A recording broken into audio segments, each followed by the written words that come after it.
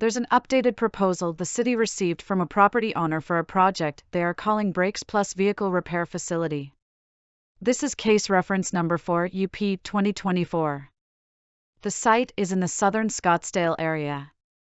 Here's an aerial of the site shown in purple, which is located near Scottsdale Road and Bellevue Street, south of Skysong and surrounded by other commercial and residential buildings.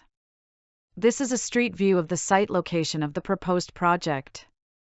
The plans provided by the developer request a conditional use permit for a vehicle repair facility on a half-acre site. This revised proposal will go to public hearings in the future. For more details or to submit a comment about this proposal, please visit the website provided.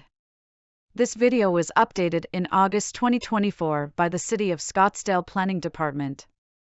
By law, the applicant and/or owner is entitled to submit this application and the city is obligated to process it. Information provided to the city is subject to change.